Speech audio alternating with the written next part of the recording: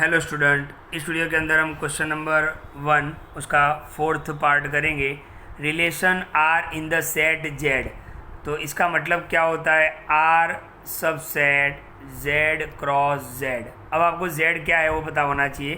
तो Z is a integer. Z क्या होता है, इंटीजर होता है। जेड इंटीजर होता है, इसका मतलब नेगेटिव नंबर भी होंगे, ज़ीरो भी होगा और पॉजिटिव नंबर भी होंगे। ओके, तो ये z है। अब आप ध्यान से देखो, रिलेशन जो है वो सबसेट है यहाँ पर z क्रॉस z का। अब आप z क्रॉस z निकालोगे तो वो तो इनफाइनाइट आएगा।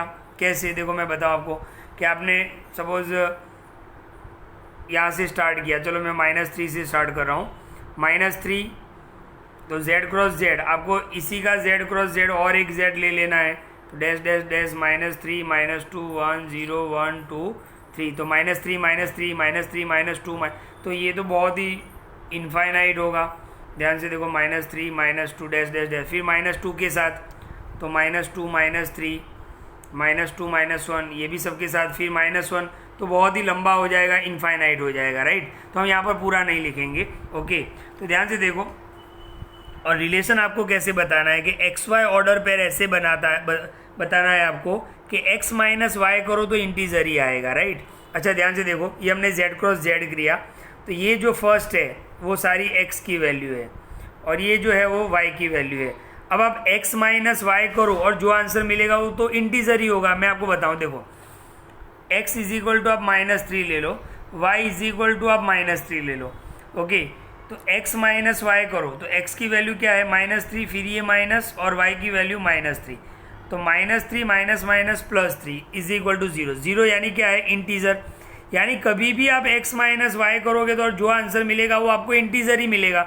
जैसे मैं आपको बताऊं कि x इज इक्वल टू -2 ले लो, y इज इक्वल टू -3 ले लो, तो इसका माइनस करेंगे तो x माइनस वाई, एक्स की वैल्यू -2, ये माइनस, y की वैल्यू -3, -2 माइनस माइनस प्लस 3 -2 कितना हो जाएगा, 1, तो 1 भी इंटीजर है। यानी आप जब भी x माइनस वाई करोगे तो आपको इंटीजर ही मिलेगा। इसका मतलब ये हुआ कि आपका रिलेशन क्या होगा, z क्रॉस z ही होगा, ये टोटल ही आ जाएगा। ओके, आपको समझ में आया होगा, मैंने बताया था कि relation is a subset of Cartesian product. Relation जो है वो कार्टेशियन प्रोडक्ट का सबसेट हो सकता है, या तो रिलेशन जो है वो कार्टेशियन प्रोडक्ट के बराबर हो सकता है। ओके, तो यहाँ पर यही केस हो रहा है कि आप रिलेशन फाइंड करोगे कि आपको x माइनस वाई इज क्या लाना है, इंटीजर।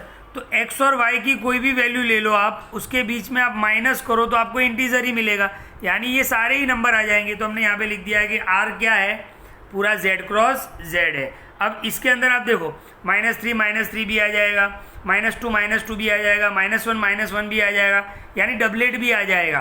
तो यहाँ पर हम लिख सकते हैं रिफ्लेक्सिव के लिए हम क्या लिख सकते हैं कि -3 बिलोंग्स टू आर, कोई भी एक लिख लो, वैसे बहुत सारे लिख सकते हो आप, -2 belongs to R, 1 belongs to R, 0 belongs to R, ये सारे ही होंगे। मतलब यहाँ पर हम क्या लिख सकते हैं, yes it is reflexive. Okay, ये रिफ्लेक्सिव है।